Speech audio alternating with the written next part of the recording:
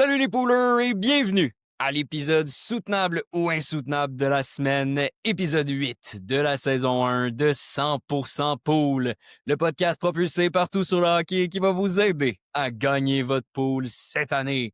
Je suis votre animateur Oli OG Fizet et je suis évidemment accompagné de mon co-animateur, la bine des booms, l'insoutenable Fern, le Stan soutenable Guillaume, c'est chien, Corbeau. Ça c'est plus que chier! Corbeau, comment ça va? Ça va, j'espère ne pas faire un labine de moi-même, pas me faire exploser dans mon sous-sol en partant de mon barbecue. Mais regarde, ça ferait une bonne saison 2. Commencer la saison 2 à mes funérailles, comme dans le film. J'aimerais ça. Et non, écoute, il fait beaucoup trop enneigé en ce moment pour que tu sortes ton barbecue et que ça t'explose dans la face. Fait que on va souhaiter que tu restes avec nous pendant longtemps. First, let's hug like men! À l'épisode soutenable ou insoutenable de cette semaine, on va analyser les performances des joueurs en feu et des joueurs en panne sèche. Et le premier joueur en panne sèche, c'est un joueur, un joueur possiblement de l'équipe canadienne aux Confirmé. Olympiques. Confirmé en plus. Oh, Canada. Oh. Brayden Point, qui ne marque pas de points en ce moment. Écoute, non, 10 points en 18 matchs. Je suis surpris par cette contre-performance-là. Pour la petite histoire, en début de saison, on avait, dans un de mes pools de keeper, on avait une proposition d'échange qui était Brayden Point contre Connor Bedard. Et on trouvait que la personne qui avait Bedard devait absolument l'échanger. Il était dans un contending, tandis que l'autre dans une reconstruction. Et on riait de lui de ne pas avoir fait cet échange. Et finalement, ça s'avère que Bedard a plus que 2 fois le nombre de pointes cette saison. Oh, that's a funny joke. Qu'est-ce qui se passe avec Point? C'est une excellente question. Son pourcentage de tir est déjà probablement la principale raison. Point, depuis le début de sa carrière, sa moyenne de tir réussi est très, très, très élevée. On parle de 18,6 % dans son cas. Au bout de 675 matchs, là, je pense que on peut dire que c'est un bon échantillon. Cette année, tu as 8,1. Donc, il devrait avoir au moins deux fois plus de buts, si ce n'est pas 2,5 fois plus de buts. Donc, pour un gars qui en a marqué 3, il devrait tourner aux alentours de 7, peut-être 8 buts. Déjà là, ça le rapprocherait du point par match. Mais pour le reste, c'est une excellente question. Il tire moins, 2,1 fois par match. On parle de 2,8, 2,9. On frôle le 3, puis là, on frôle le 2. Donc, c'est pas excellent. Ensuite, quand tu regardes en avantage numérique, pas de changement à son temps de jeu, pas de changement. C'est assez stable. Il joue encore avec Kucherov et Gonzalez, donc c'est encore un super Eux trio. vont bien en plus, tu sais, comme Genzel est à 17 points en 18 matchs, 16 en 16 pour Kucherov. Ouais, Pourquoi Kucherov, lui, ça c'est quand même clique pas? Kucherov, c'est quand même en deçà de ses OK. performances. Il devrait être à 21 points en 16 matchs. Là. C'est plus ça auquel on peut s'attendre de sa part. Mais oui, c'est quand même pas catastrophique encore. Mais Point, le pudding n'a pas levé cette année. Puis tu sais, quand tu regardes un petit peu plus loin dans ses autres statistiques, son pourcentage de mise en jeu en zone offensive est encore une fois près du 60%. Toutes les autres statistiques sont très, très élevées, à l'exception de son nombre de tirs puis de son nombre de points par tranche de 60 minutes. Ce sont les deux seuls éléments qui ressortent de différents, ce qui fait un peu du sens.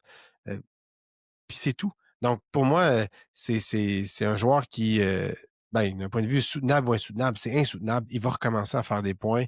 Ce n'est qu'une question de temps. Il va se relancer. C'est pas vraiment un joueur que tu peux chasser parce que il est jamais disponible. Il est pris dans plus de 95% des pools. C'est pas non plus un joueur que tu peux vraiment aller acheter parce que qui va te vendre Brayden Point? C'est assez évident là, que ça va pas bien. Donc, ceux qui ont Point, ta seule option, c'est de t'asseoir dessus et d'espérer que ça reparte. Puis je vous confirme que ça va repartir. Ce n'est qu'une question de temps. Donc, Brayden Point, un joueur qui est performance insoutenable, devrait reprendre du galon dans les prochaines semaines. I'm back, baby doll! Et maintenant, un autre joueur qui, lui aussi, est en panne sèche. 1 point à ses 6 derniers matchs. C'est le nouveau centre numéro 1 des Devils du New Jersey, Nico Hischier. Guillaume, soutenable ou insoutenable pour Nico Hischier? Écoute, complètement insoutenable pour Ishier. D'autant plus que Jack Hughes s'est blessé de cette blessure obscure à la main dans un souper d'équipe. Ah. J'aurais vraiment aimé ça, être une petite souris et de voir comment il a fait pour se péter la main pour Ne manquer de m'en 6 à parle 8 pas. semaines. Dans mon pool keeper, c'est moi qui a Jack Hughes depuis des années. Je me dis, un jour, il va avoir une saison complète. Il se coupe la main lors d'un souper d'équipe. Je sais qu'on n'est pas là pour parler de ça, mais on peut-tu prendre 2 secondes pour dire que ça n'a pas d'allure, cette affaire-là? Je sais pas c'est quoi l'histoire. Je pense que c'est le genre de truc qui va sortir dans 10 ans dans une bio de Brendan Dillon. Dans un Là, même. podcast de Spitting Chicklets dans un an ou deux. Là, check bien ça. C'est sûr que ça va être ça. Ça va ressembler à ça, mais bon, évidemment, ça ouvre cette opportunité-là à Ishia de jouer le rôle de premier centre, ce qui est tout à fait légitime dans son cas. Ça va vraiment aider sa production. Puis en plus, ça n'allait pas bien en ce moment pour Ishii. Son pourcentage de tir était très bas. Là, on parle de 8,6. Il devrait être pas loin du double de son nombre de buts. Donc, déjà là, ça devrait le replacer. Il joue énormément. Là. Ishii, c'est un joueur qui joue en avantage numérique et en désavantage numérique. C'est aussi un joueur qui prend un petit peu plus de mise en jeu en zone défensive que Jack Hughes. Ça devrait se rétablir dans les prochaines semaines. Donc, super positif. J'ajouterais aussi que l'année dernière, dans le deuxième quart de la saison, Ishii est tombé, je veux dire, en panne. Là. Donc, il a fait 12 points en 20 matchs. Puis ça y arrive souvent dans une saison d'avoir des creux de vague. Présentement, c'est peut-être justement ce creux de vague-là. Il l'a peut-être juste en début de saison. Ça va repartir. Tu sais, quand on pogne une bonne séquence de Ishii, ça va bien. Donc, j'ai très espoir là, que notre petit Nico, ancien joueur qui a joué dans la Q, revienne, rev- reprenne du galon lui aussi, recommence à engranger les points. Il y a de 6 à 8 semaines pour le faire. Je veux dire, les Devils, offensivement, sont quand même très, très bien huilés. Si Dougie Hamilton, en défensive, peut revenir pour relancer l'attaque encore plus, ça va être dangereux. Ouais, Nico Hischier qui va compléter un trio avec Timo Meyer et Jesper Bratt. Écoute, Bratt peut toujours t'aider à te repartir et justement à Incroyable, connaître ce peut-être joueur. une meilleure séquence. Quel joueur, franchement, toujours un joueur sûr à choisir dans nos pools. He's a real stud. Et autrement, un autre joueur, le dernier joueur en panne sèche que l'on va analyser aujourd'hui, un joueur des Panthers de la Floride. Si vous nous avez écouté à l'épisode un peu spécial avec notre bon ami Hugues, on avait parlé justement de la situation des Panthers de la Floride. Carter Verhaeghe, pour toi, soutenable ou insoutenable ce Carter Verhaeghe? Je pense que ça va être soutenable. Il y a 2 passes ce soir pour me faire mentir, évidemment, dans le match des opposants aux Canucks de Vancouver, mais le problème de Verhaeghe, c'est l'utilisation qu'on en fait malgré les absents. N'est pas idéal. Quand tu regardes d'un point de vue de ses matchs, de match en match, il peut jouer beaucoup de temps en avantage numérique ou très peu. Il va passer du premier au deuxième à la deuxième unité assez rapidement. Donc, il peut jouer 4 minutes dans un match, puis 1 minute 30 le match suivant. Mm. Ce qui me fait dire qu'il n'a pas sa place assurée sur le premier avantage numérique. Et on se rapproche dangereusement du mois de décembre, janvier et du retour de Matthew Tkachuk. Je crois que ce n'est qu'une question de temps avant que Verhaeghe se fasse tasser. Je te vois venir déjà par 1 000 avec son pourcentage de tir est à 4,4 %. C'est Ben très, très voilà. bas. Je suis d'accord, mais il a fini à Il est 8,3 l'année malchanceux. passée. Genre, ça reste que je comprends là, que ça va pas si bien en Floride, mais 4,4, quand on parle de soutenable ou insoutenable, d'habitude, c'est une statistique qui ment pas. Well, the numbers don't lie. Je suis d'accord, mais il y a aussi juste 2,4 tirs par match.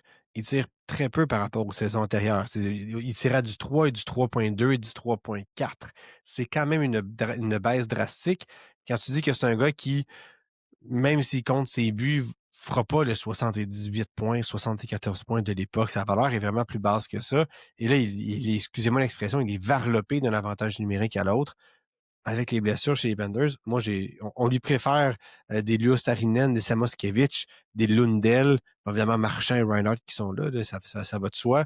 On préfère essayer Ekblad avec Jones à la défense. Fait, tu sais, Verhaeghe n'est pas ce vecteur-là, je pense, de changement et de offensif pour créer de l'attaque, et ça va lui nuire sur le long terme.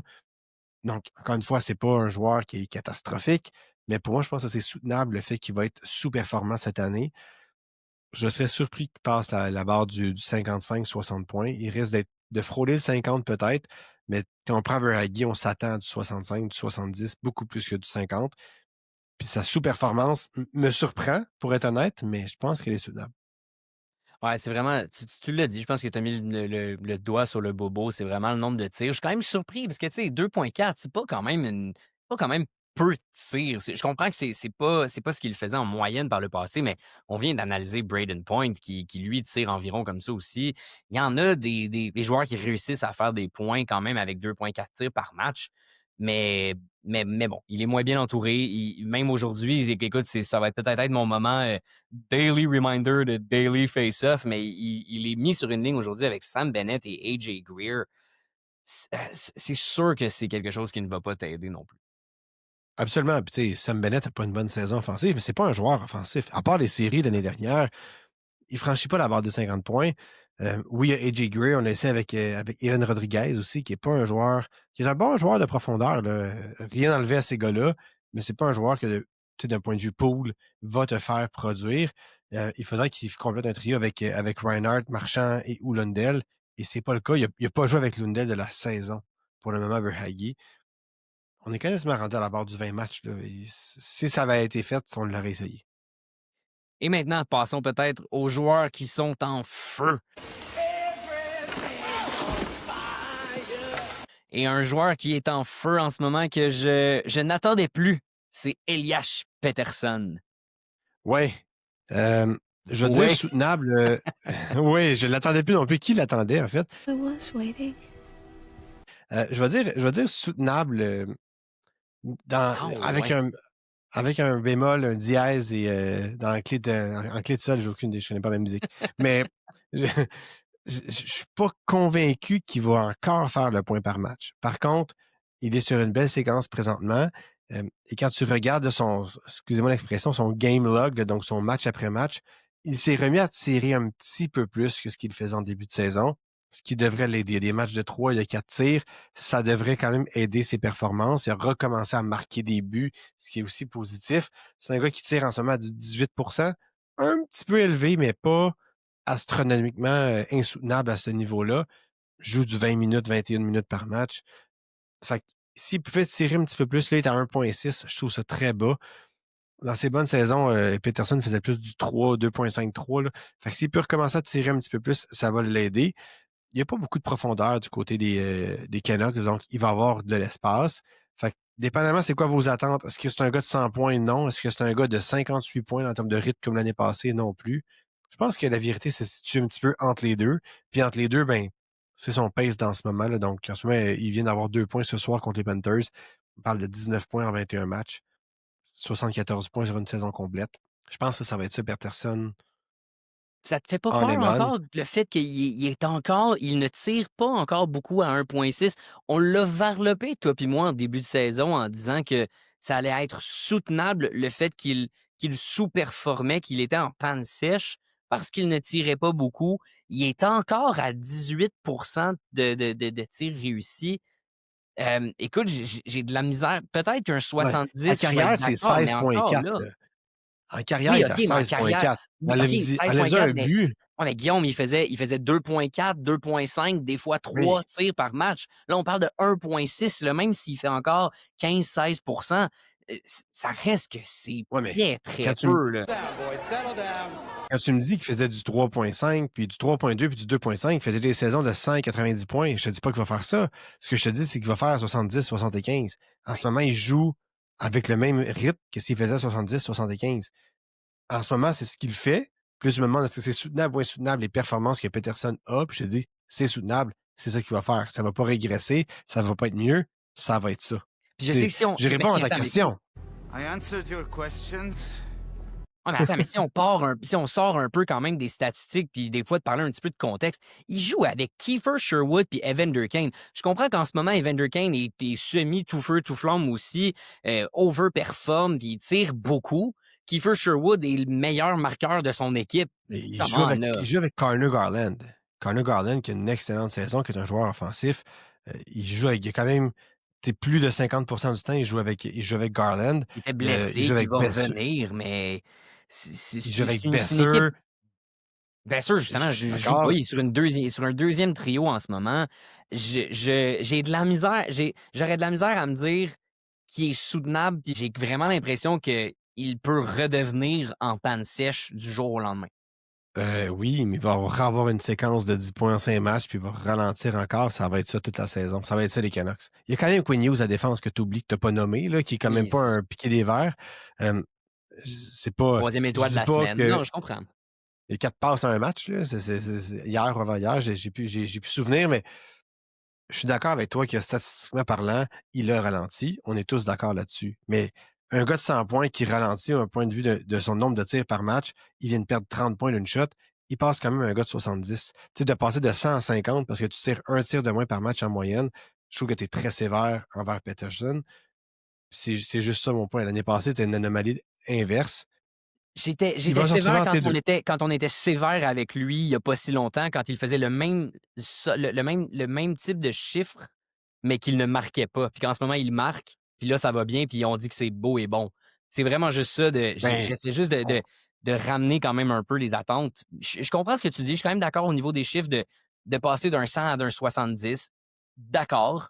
En ce moment, ces chiffres sont un petit peu gonflés dans les derniers matchs. Puis là, ça ouais. leur fait remonter à un 70. Je pense qu'il va vous donner des mots de tête au jour le jour si vous êtes dans un pool head-to-head par la semaine, mais que si c'est un pool à l'année, peut-être que tu as raison, peut-être qu'il va faire un 70. Je suis d'accord avec 70, ça. si ça vous convient, un 70 pour Elias Peterson, je vous le donne, ça va me faire plaisir. Mais en masse salariale, tu prends pas. Ben Je non, pense pas ça. jamais, même pas proche. Fait que, Même pas proche. fait que, tu sais ça, faut juste revoir les attentes. C'est quoi vos attentes avec Peterson? Si c'est 100 points, oubliez ça. Si c'est 50, je pense qu'il va vous faire plus que ça. Puis je pense que la vérité se retrouve entre les deux. Il devrait finir avec 67, 68. Mais il y a quand même déjà, tu sais, il y a quasiment 20 points. Là. Il y a quasiment un point par match en ce moment. S'il ralentit un peu, puis il tombe à un rythme de 70, Il est 8 moi, je trouve que points c'est en 4 raisonnable. matchs récemment, c'est 2 points par match. En tout cas, Il y a 9 en on semaine. en reparlera peut-être dans les prochaines semaines, mais ça va me faire plaisir de suivre. C'est le nouveau Emmett Fini. Le nouveau Emmett Fini. Bon, voilà.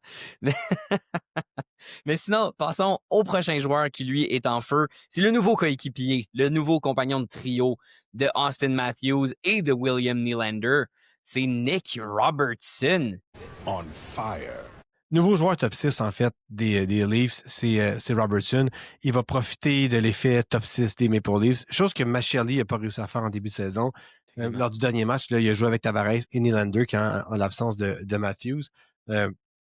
Très belle saison, début de saison pour Robertson. Je pense qu'on ne l'attendait plus à Toronto, Nick Non, Robertson. effectivement. Il y a eu des rumeurs d'échange au courant d'été qui allait pouvoir être transigé. Finalement, on a décidé de le garder. Il y a eu une rumeur d'échange de Shinakov contre Robertson.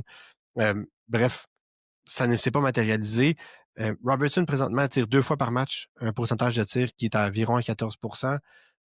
C'est très, très, très raisonnable. Évidemment, Bon. pas d'avantage numérique, pas le premier avantage numérique à tout le moins, mais dans les derniers matchs, touchait pas loin de 50% d'avantage numérique. Donc, il était utilisé à cette position-là.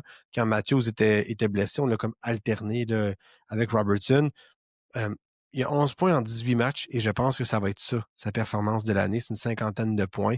Il va tourner autour de ça.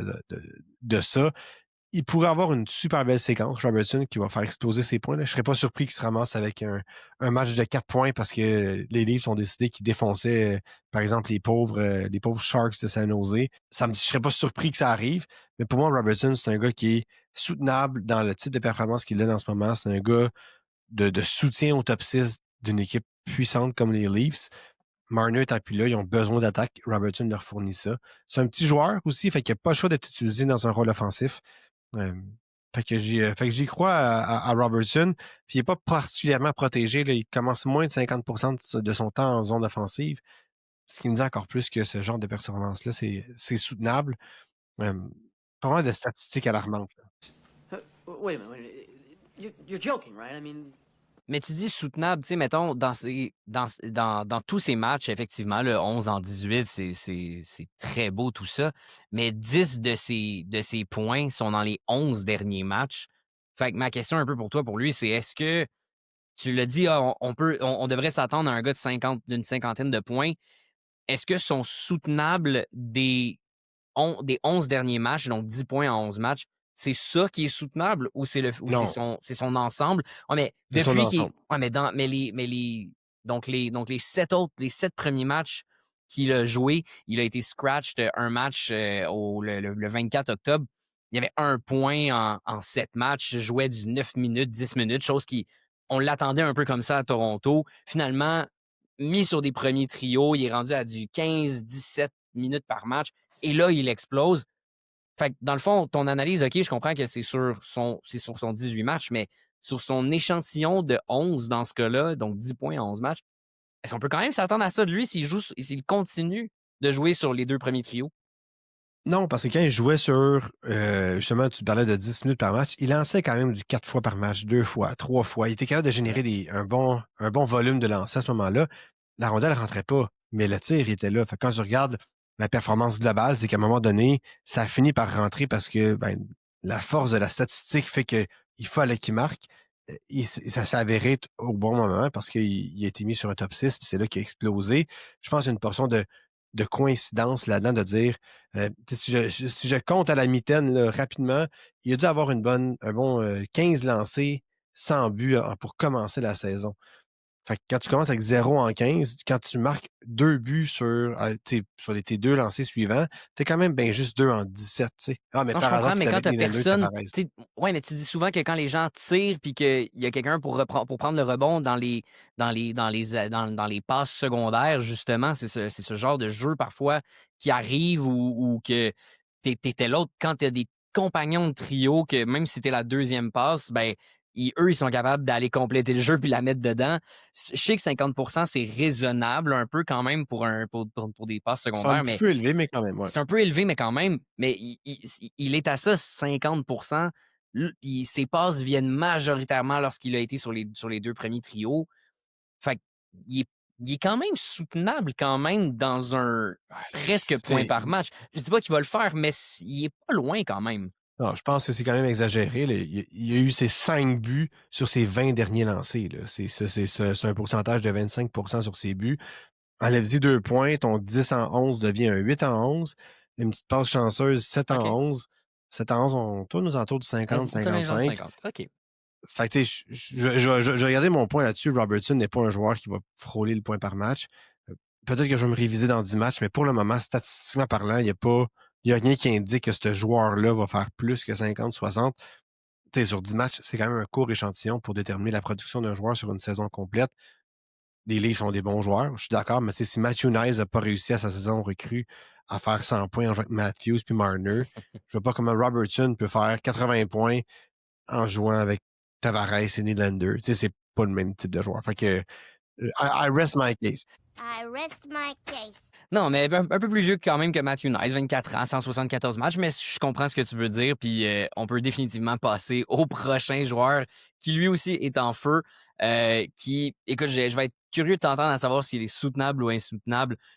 On retourne chez les Devils du New Jersey avec Simon Nemec, qui lui a fait un tour du chapeau récemment. Patrick, cool.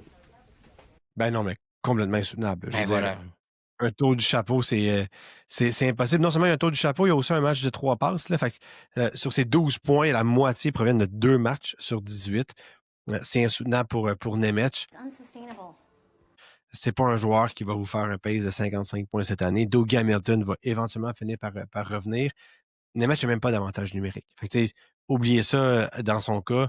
Attendez-vous à une baisse qui va être draconienne. Ça va faire Attends, mal. il y a eu 4 minutes au dernier match, par contre, en avantage numérique. Il est présenté, il a quand même joué 26 minutes dans 3 des 4 derniers matchs. On l'a mis sur un semi-premier duo en ce moment. Je comprends que Dougie Hamilton va revenir, mais en ce moment, est-ce que c'est soutenable à court terme, mais insoutenable à long terme alors, Simon Nemec? Penses-tu qu'il va faire 3 buts une autre fois dans la saison, Simon Nemec? Écoute, moi, je suis de ton bord qui va être insoutenable à 100% parce que, ultimement, il va revenir dans une chaise où il va moins jouer. Mais à court terme, est-ce qu'on peut quand même. Le temps que Dougie Hamilton va manquer, et en plus, c'est un Band-Aid boy, Dougie Hamilton. Fait est-ce que Nemec, si Dougie Hamilton n'est plus là, à court terme, est-ce qu'il peut quand même continuer à être soutenable comme ça? Ben, Moi, avec j'ose la croire blessure que de non, Jack, parce que 3 points, c'est overflaté quand même, ces chiffres à cause de ça. je veux dire, Je pense pas que là, les Devils ride la vague Simon Nemec, mais Luke Hughes va reprendre l'avantage numérique. Là, c'est un joueur qui est trop performant à cette position-là. Nemec va se retrouver, si Hamilton ne revient pas, là, Nemec va se retrouver sur un deuxième avantage numérique sans Jack Hughes, là, sans vraiment de power avec Stephen Nosen que tu aimais beaucoup en début de saison d'ailleurs. Il n'y a pas beaucoup de firepower sur ce deuxième avantage numérique-là pour vraiment marquer. Oui, il joue beaucoup de minutes. Dylan DeMello aussi joue beaucoup de minutes, puis c'est pas un joueur qui fait des points. T'sais, toute la portion offensive va être donnée à Luke Hughes. Là, Nemec a une belle séquence, tant mieux pour lui, mais j'ai beaucoup de misère à croire qu'on va prioriser Nemec au-delà d'un gars qui a déjà prouvé qu'il a de faire 50 points en Luke Hughes et en Doug Hamilton, qui est un vétéran qui sert à ça aussi du côté des Devils, qui va revenir. Donc, pour moi, Nemec, ce n'est qu'un feu de paille. Tant mieux. C'est une belle. Si vous l'avez dans votre équipe, gardez-les puis ridez la vague. Mais pour moi, c'est pas un gars que je garderai rapidement, là, que je pense qu'il va faire plus que ça. C'est ça. Je le vois dropper quand même assez fort. Dans un keeper, gardez-le. Si j'étais une équipe de la Ligue nationale de hockey, je cognerais à la porte des Devils parce que je serais curieux de savoir parce qu'un jour, il va continuer de manquer de place. On a trop de droits. Il va finir par être bon. Il va finir par être bon. C'est pas qu'il sera pas bon à long terme. C'est juste présentement, moi, je le vois comme un joueur qui a eu 6 points en seulement 2 matchs. Il devrait être 6 en 18, peut-être 7 en 18, 8 en 18. Avec peut-être 35-40 points, c'est pas impossible. Là. Je dis pas qu'il va faire 12 points dans la saison, mais je le vois pas faire plus que ça. Là. Je sais pas. Il n'y a pas le déploiement. Il y a une belle séquence. C'est tout. Et maintenant, un autre joueur qui est sur une belle séquence, 5 points à ses 3 derniers matchs, Moritz Seider avec les Red Wings de Détroit. On en avait parlé par le passé, puis on était incertain s'il allait être soutenable ou insoutenable dans sa sous-performance. Est-ce qu'en ce moment, le fait qu'il est en feu pour toi, c'est soutenable ou insoutenable? Le fait qu'il soit en feu, c'est insoutenable. Par contre, le nombre de points qu'il te donne en ce moment, ça, c'est soutenable. Il vient d'avoir la correction mathématique de ses sous-performances du début de saison d'un point de vue production. C'est un gars qui n'a jamais autant joué en avantage numérique. On parle de 3 minutes, quasiment 4 minutes par match. C'est le même pourcentage que l'année passée, mais les Wings ont juste plus d'avantages numériques. Donc, ils sont un peu meilleurs, c'est ce que ça signifie. Puis pour le reste, ils tirent 2,4 fois par match, qui est son record. Peut-être qu'il pourrait aller chercher plus que le 50 points cette année s'il continue à ce pace-là de tir. Il est au même pace de lancer, au même nombre de lancers par match que lors de sa saison recrue dans laquelle il avait fait 50 points. Fait que je pense que Seider, là, il est à 47 en ce moment en termes de pacing. Il pourrait faire 50-51, je ne serais pas surpris. Il forme un duo extraordinaire avec Simon Edvinsson aussi. Donc, très, très bien. Seider, 24 ans. Dans une belle... au bon âge pour avoir un autre breakout de son côté. 25 minutes par match. Je ne sais pas quoi dire sur Seider en ce moment. Tout est revenu un peu à la normale. Ses passes sont secondaires, sont un petit peu élevées à 66%, mais dans ce genre de joueur-là qui joue quasiment la moitié du match, c'est très, très difficile de dire que ça va se calmer parce qu'il pourrait avoir 3 passes décisives dans le prochain match, puis ça changerait complètement drastiquement son rapport de force d'un point de vue passe de secondaire. Donc, je trouve ça élevé, mais je ne suis pas outrageusement inquiet, sachant qu'il pourrait avoir un but de plus puis une passe de moins. C'est comme un pour un, c'est pas... Je pense que tu l'as dit, c'est vraiment l'avantage numérique qui fait vraiment toute la différence parce que quand tu regardes juste dans un petit coup d'œil l'équipe des Red Wings de Détroit, tout le monde est à peu près en panne sèche à Détroit, sauf pour quelques joueurs, Dylan Larkin, Lucas Raymond, Alex DeBrincat et Moritz Seider. Je pense que ça veut Patrick tout dire. Kane va bien aussi. Là. Et Patrick Kane va bien depuis qu'il est revenu, effectivement. Donc, tu sais, ce sont les joueurs qui sont sur l'avantage numérique. C'est ce qui fait que, justement, Moritz Seider va bien en ce moment. Donc, continuez d'aller chercher. Je pense que ça vaut effectivement vraiment la peine et c'est ce qui explique pourquoi ça fonctionne. On retourne avec les Highlanders. Écoute, c'est l'épisode des Highlanders aujourd'hui. T'en as parlé un tout petit peu. Bo Horvat qui est en feu. On avait parlé lors de l'épisode de Dump and Chase, justement, avec de Emil Heinemann et de Jonathan Drouin. Complétons le trio aujourd'hui avec le soutenable et insoutenable en parlant de Bo Horvat. Pour toi, est-ce que c'est soutenable, justement, comme Emil Heinemann et Jonathan Drouin? Ben non. Oui puis non, en fait. Yes and no. Là, en ce moment, Horvat roule un rythme de 99 points. pense pas que ça va se maintenir. Mais il va avoir une bonne saison. Fait que si ta question, c'est est-ce que son rythme présentement est soutenable? La réponse est non. Est-ce que sa bonne saison est soutenable? La réponse c'est oui. Il n'a jamais autant tiré dans une saison, 3,4 fois par match. Exact. Ça parle beaucoup avec un trio, avec un duo, en fait, avec Anaman et Drouin qui semble qui semble avoir une excellente chimie, du moins sur papier, c'est le cas. Un pourcentage de lancer à 18 un petit peu élevé. Mais il y a 12 buts. Fait que, tu enlèves un but ou deux, puis son pourcentage de tir revient un peu à la normale, ce qui donne un rythme de quasiment 40 buts sur une saison complète. Son record en carrière, c'est 38 dans sa saison magique, justement, qui a été échangée aux Islanders. Fait que, pour ça, pour moi, c'est raisonnable. D'un point de vue de passe secondaire, il est à 45 donc ça aussi, c'est tout à fait raisonnable. Le seul élément qui est un petit peu trop élevé, c'est par rapport à ses coéquipiers, c'est-à-dire que le pourcentage de tir à 5 contre 5 lorsqu'il est sur la patinoire, donc là, sur son trio, c'est à du 12 et en moyenne, on devrait être tout autour du 8, du 9. Fait que, ce que ça veut dire, c'est que quand Horvat est sur la glace et qu'il fait un point, ses coéquipiers marquent un taux de tir trop élevé. On peut penser à Matthew Schaefer dans cette catégorie-là. Je pense que ça peut être assez facile à deviner.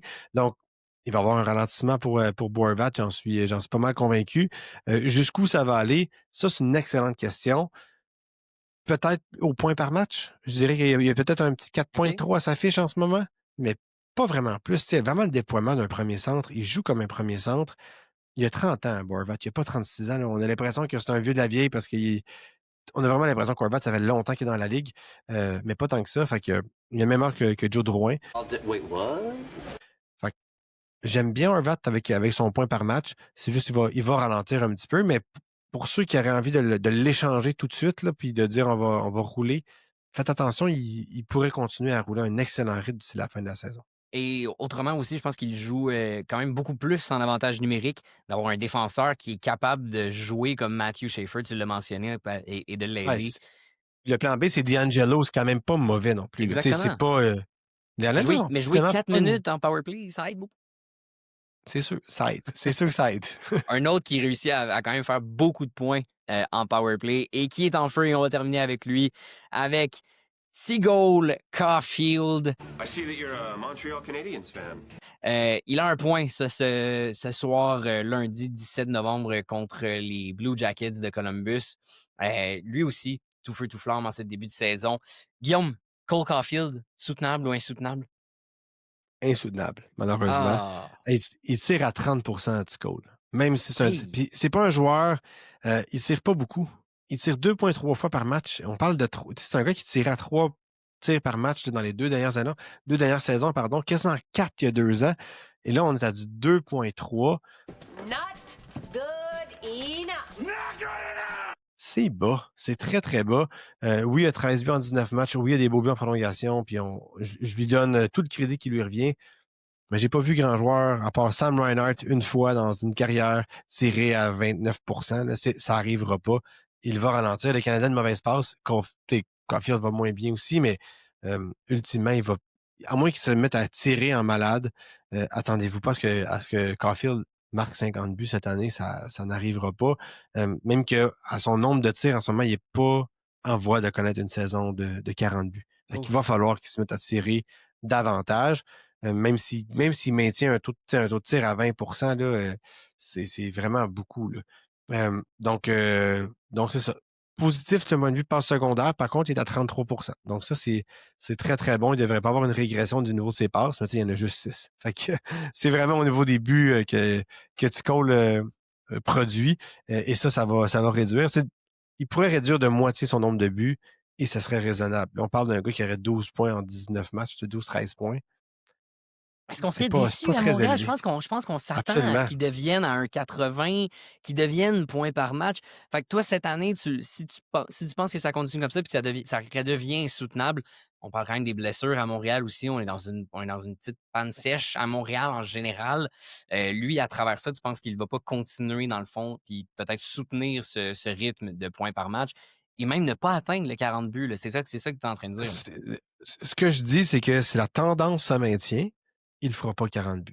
Hot take. Ça va être. Je vais faire un Bernard de Rome de moi-même. C'est juste.